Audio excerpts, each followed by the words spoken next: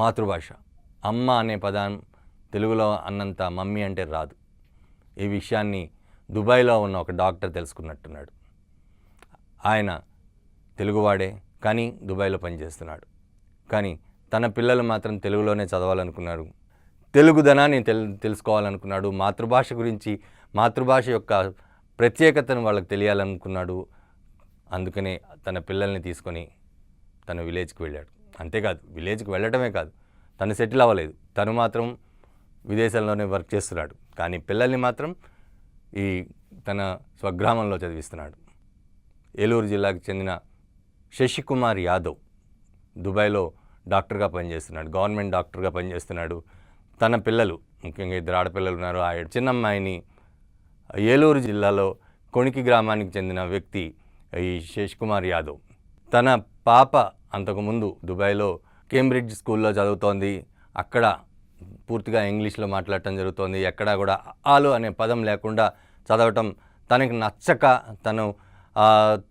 తను నేర్చుకున్న వాల్యూస్ ఏవైతే ఉన్నాయో, తన స్కూల్లో తను చదువుకున్న ప్రాంతంలో వాల్యూస్ ఏ విధంగా నేర్పించారో ఆ వాల్యూస్ ఇక్కడ కనపడట్లేదు. అలాగే మాతృభాష లేదు, తెలుగుదనం, తెలుగు గురించి చెప్పేవారు లేదు అనే ఒక ఉద్దేశంతో ఎటువంటి పరిస్థితుల్లోనూ తన పిల్లలకి తెలుగు తెలియాలి, అలాగే మాతృభాష స్పెషాలిటీ ఏంటి, మాతృభాష స్వీట్నెస్ ఏంటి అనేది తెలుసుకునేలా చెయ్యాలి అనే ఉద్దేశంతో ఆ అమ్మాయిని తీసుకొచ్చి తను ఉన్న విలేజ్లో హై స్కూల్ లేకపోవడంతో పక్క ఉన్న విలేజ్లో హై స్కూల్లో జాయిన్ చేయడం జరిగింది. అమ్మాయి 8th క్లాస్ చదువుతోంది.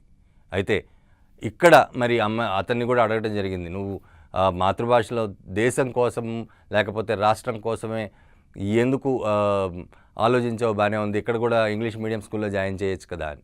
కాదు, ఇంగ్లీష్ మీడియం స్కూల్లో జాయిన్ చేయలేదు, కార్పొరేట్ స్కూల్లో జాయిన్ చేయలేదు, గవర్నమెంట్ స్కూల్లో జాయిన్ చేశాడు. ప్రభుత్వం ఏదైతే పథకాలు ఇప్పుడు తీసుకువచ్చిందో ఆ పథకాల కోసం కాదు, కానీ తెలుగుదనము ఓన్లీ ప్రభుత్వ స్కూల్లోనే నేర్పిస్తారు. మనం మాతృభాష అలాగే వాల్యూస్. కార్పొరేట్ స్కూల్స్ ఎంతకీ లక్షలు పెట్టి కార్పొరేట్ స్కూల్లో జాయిన్ చేస్తే తెలుగు అనే పదమే కనపడదు, అనే పదమే కనపడదు. ఎక్కడ చూసినా కూడా ఇంగ్లీష్ అని చూస్తున్నారు. ఆ ఇంగ్లీష్ అయితే దుబాయ్లోనే ఉంటుంది. ఆ ఇంగ్లీష్ కోసం నేను ఇండియా రావాల్సిన అవసరం లేదు, అలాగే ముఖ్యంగా నా స్వగ్రామం రావాల్సిన అవసరం లేదని కూడా శశికుమార్ యాదవ్ చెప్తున్నాడు. ఏది ఏమైనప్పటికీ ప్రభుత్వ స్కూల్స్ ఈ మధ్యన మనం చూసాం, ప్రభుత్వ స్కూల్స్కి ప్రైవేట్ స్కూల్స్ నుండి దాదాపు 1,50,000 మంది స్టూడెంట్స్ రిజిస్టర్ చేసుకున్నారని కూడా మనకి వార్తలు వచ్చాయి. ముఖ్యంగా ఆంధ్రప్రదేశ్లో ప్రభుత్వ స్కూల్స్ మీద ఎక్కువగా కాన్సన్ట్రేట్ చేస్తున్నారు. మాతృవందనం అనే తీసుకొచ్చినా కూడా తెలుగుదనం కోసము తెలుగు రాష్ట్రాల్లో ముఖ్యంగా ప్రభుత్వ స్కూల్స్లో అన్ని విధాలుగా స్టూడెంట్స్కి అన్ని రకాలుగా సౌకర్యాలు ఉండటం, వారికి కావాల్సిన విద్య కానీ మిగతా కనీస అవసరాలన్నీ కూడా చాలా షూస్ కానీ బుక్స్ కానీ అన్నీ ఫ్రీగా ఇవ్వడం జరుగుతుంది. విద్య కూడా చాలా కార్పొరేట్ స్కూల్స్ కంటే, కార్పొరేట్ ఎడ్యుకేషన్ కంటే ధీటుగా ప్రభుత్వ స్కూల్స్లో విద్యాభ్యాసం జరుగుతోంది. కాబట్టి ప్రతి ఒక్కళ్ళు ప్రభుత్వ స్కూల్స్లో జాయిన్ అవుతున్నారని కూడా మనం తెలుసుకున్నాం.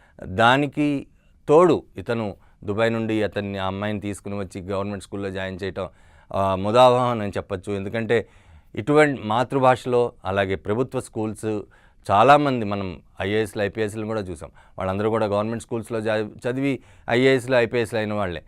ప్రభుత్వ స్కూల్స్లో నేర్పించే విద్యా విధానం కార్పొరేట్ స్కూల్స్లో ఉండదు అని మరోసారి ఇటువంటి వ్యక్తుల్ని చూసిన తర్వాత తెలుస్తోంది.